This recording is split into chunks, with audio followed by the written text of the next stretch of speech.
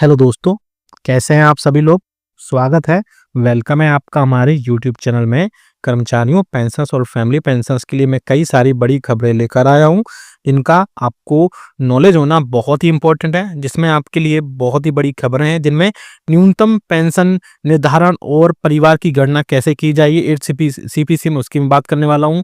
Old pension बहाली की related मैं एक बड़ी इन्फॉर्मेशन देने वाला हूँ। साथ ही साथ पेंशन्स के लिए बहुत सारी महत्वपूर्ण डिमांड्स की गई हैं, जिनमें इंपॉर्टेंट डिमांड है कम्यूटेड पेंशन को लेकर के, हर 5 वर्ष में पेंशन में बढ़ोतरी को लेकर के, सीजीएचएस से संबंधित फिक्स्ड मेडिकल अलाउंसेस को प्रति माह 3000 रुपए करने से रिलेटेड, साथ ही साथ एनसीजेसीएम से रिलेटेड यानी कि आपकी पेंशन से रिलेटेड बहुत सारी चीज़ें और भी मैं यहाँ पर बताने वाला हूँ। पूरा डिटेल में देखिएगा, बहुत इंपॉर्टेंट ये वीडियो होने वाला है, इसलिए इस वीडियो को पूरा लास्ट तक देखिएगा।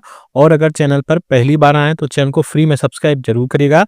सब्सक्राइब के ब्लैक बटन को प्रेस करके साथ ही साथ आप हमारे वीडियोस की लेटेस्ट इन्फॉर्मेशन के लिए घंटे के निशान को प्रेस करना बिल्कुल मत भूलिएगा, तभी आपके पास हमारी वीडियोस की लेटेस्ट इन्फॉर्मेशन आ पाएगी और आप हमारे वीडियो को इसी तरीके से आगे भी वॉच कर पाएंगे। जैसा कि आप सभी को पता है कि कर्मचारियों, पेंशन और फैमिली पेंशन के वेलफेयर से रिगार्डिंग हम यहाँ न्यूज़ इन्फॉर्मेशन लाते रहते हैं। तो बहुत सारे पेंशन ऐसे हैं जो हमसे डायरेक्टली जुड़ना चाहते हैं, तो आपको बस करना ये है कि आपको सब्सक्राइब करने के बाद ज्वाइन बटन पर प्रेस करना है। उसके बाद में प्रेस करने के बाद में आपको वहाँ पर 29 रुपये का पेमेंट करना है, और पेमेंट करने के बाद जो भी आपकी प्रॉब्लम है, आपके पेंशनरी या कर्मचारियों के प्रॉब्लम से रिलेटेड, उस पर वहाँ पर कमेंट बॉक्स में लिखना है, और 29 रुपये का पेमेंट करने के बाद हमसे सीधा जुड़ पाएंगे और हम हमारे प्लस मेंबरशिप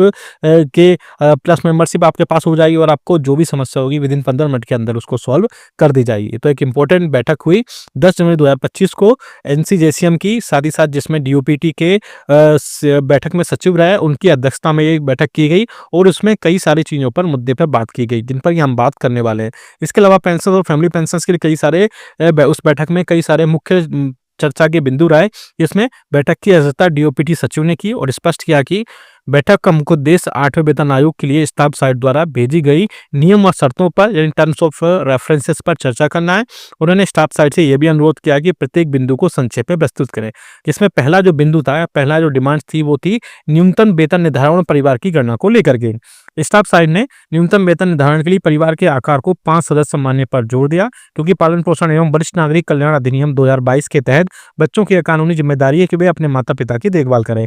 ऐसे में 8वें वेतन आयोग को डिसेंट एंड डिग्निफाइंग लिविंग वेज की सिफारिश करनी चाहिए, जिसमें ओल्ड पेंशन स्कीम को बहाल करने की बात दोहराई गई। इसके अलावा एनसीजेसीएम ने पहले से जो स्वीकृत मुद्दों का उनको शीघ्र समाधान करने को कहा।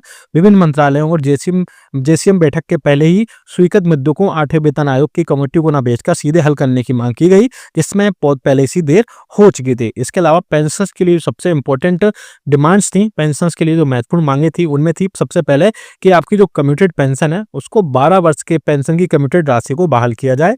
साथ ही साथ हर 5 वर्ष में पेंशन में बढ़ोतरी की जाए, जो कि संसदीय स्थायी समिति की रिकमेंडेशंस जो आई थी उस टाइम पे, वहां पर हर 5 साल में पेंशन में बढ़ोतरी की बात की गई थी। उसी हिसाब से यहाँ पर सीजीएचएस यानी कि सेंट्रल गवर्नमेंट हेल्थ स्कीम संबंधित मुद्दों का समाधान किया जाए, और फिक्स्ड मेडिकल अलाउंसेस को हर माह प्रति माह 1000 रुपए से बढ़ा करके 3000 रुपए किया जाना चाहिए। इसके अलावा 8वें वेतन आयोग के गठन से पहले कई सारी बैठकें और भी आयोजित करने की मांग की गई। इसमें 8वें वेतन आयोग के गठन से पहले एनसीजेसीएम और स्थायी समिति की बैठक बुलाने का अनुरोध किया गया, ताकि जो लंबित पेंडिंग इश्यूज हैं उनका समाधान हो सके और आयोग का कार्यभार कम हो सके। इसी बीच ग्रामीण डाक सेवक जीडीएस और चुनाव आयोग कर्मचारियों को भी शामिल करने की बात की गई, जिसमें 8वें वेतन आयोग में डाक विभाग के ग्रामीण डाक सेवकों और चुनाव आयोग के कर्मचारियों को 8वें वेतन आयोग की शर्तों में शामिल करने का वहां पर सारी चीजें की गई। इसके अलावा जो नॉन वाइबल पे स्केल्स हैं का उनका मर्ज किया जाए, साथ ही साथ न्यूनतम उनका जो एंट्री लेवल हो उस हिसाब से उनको अपग्रेडेशन किया जाए।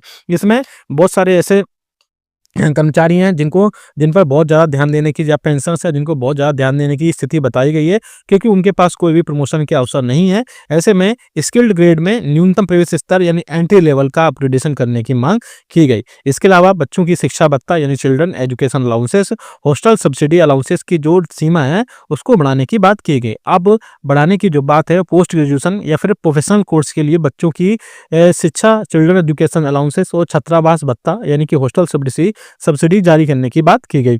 इसके अलावा रेल कर्मचारियों से जुड़े मुद्दे पर वहाँ पर बात की गई, जिसमें रिस्क अलाउंसेस यानी जोखिम भत्ता की समिति को सिफारिशों को लागू करना, रनिंग अलाउंसेस को आयकर से जो है इनकम टैक्स से एग्जेम्प्ट करना, साथ ही साथ रक्षा मंत्रालय द्वारा जोखिम भत्ता पर अपनी सिफारिशें शीघ्र जारी करने की बात की गई।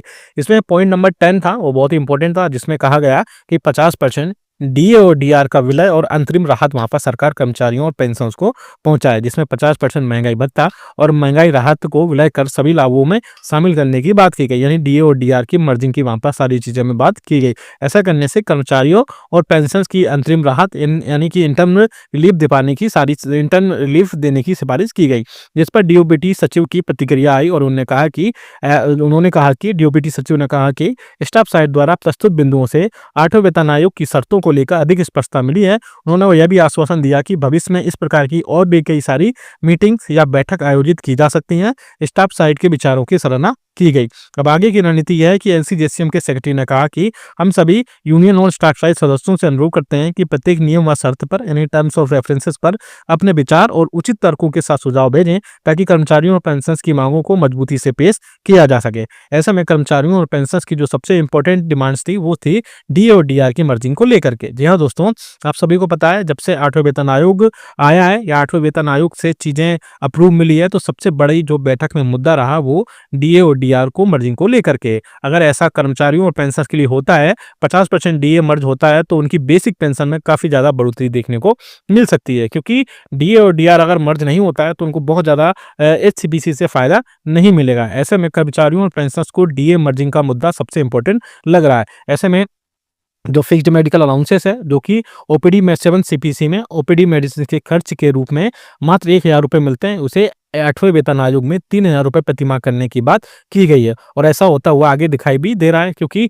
जब पे कमीशन आएगा तो उसमें जो एफएमए है यानी फिक्स्ड मेडिकल अलाउंसेस है, उसमें बढ़ोतरी बिल्कुल तय है और वो 3000 रुपये से लेकर के 3200 रुपये तक वहां पर पहुंच सकता है। इसके अलावा और भी कई सारी चीजें थी, जिनमें ग्रामीण डाक सेवक और जो इलेक्शन कमीशन के कर्मचारी हैं उनको भी 8वें वेतन आयोग में शामिल करने की बात की गई। और साथ ही साथ ऐसे कर्मचारी जिनका कोई प्रमोशन नहीं होता है, उनके प्रमोशन के अवसर बहुत कम होते हैं। ऐसे में उनको उनके एंट्री लेवल जो कर्मचारी होते हैं उनको अपग्रेडेशन करने की बात की गई। और साथ ही साथ चिल्ड्रन एजुकेशन अलाउंसेस और हॉस्टल सब्सिडी को की लिमिट्स जो है उसको वहां पर बढ़ाने पर सबसे ज्यादा जोर दिया गया, क्योंकि कर्मचारियों और पेंशनर्स को अगर पोस्ट ग्रेजुएशन या professional courses package children education allowances मिलेगा या फिर हॉस्टल सब्सिडी मिलेगी, तो कर्मचारियों और पेंशनर्स को वहां पर बहुत ज्यादा राहत मिलने की उम्मीद है। साथ ही साथ स्पेसिफाइड डिपार्टमेंट्स के भी वहां पर टर्म्स ऑफ रेफरेंसेस है, चाहे वो रेलवे हो चाहे वो डिफेंस हो। रेलवे में जो रिस्क अलाउंसेस है उसकी सिफारिशों को लागू करना वहां पर बोला गया। साथ ही साथ रनिंग अलाउंसेस मिलता है उसको इनकम टैक्स से एग्जाम करने की बात की गई। इसके अलावा डिफेंस मिनिस्ट्री द्वारा जो जोखिम भत्ता है यानी रिस्क अलाउंसेस है उसकी सिफारिश जारी करने की वहां पर मांग की गई। साथ ही साथ वहां पर लेवल 1 से लेकर के लेवल 5 तक के कर्मचारियों और पेंशनर्स की मर्जिंग को लेकर भी वहां पर क्लियरली इंस्ट्रक्शन दिए गए, जिससे कि कर्मचारियों और पेंशनर्स को कई सारी चीजों पर वहां पर बात होने के बाद कई सारी चीजों पर वहां पर चीजें ऐड हो सके और वहां पर कर्मचारियों और पेंशनर्स को बहुत ज्यादा राहत मिलने की उम्मीद जताई जा रही है। तो आप हमें कमेंट करके बताएगा कि आपके हिसाब से कौन कौन से इंपॉर्टेंट मुद्दे हैं जो सबसे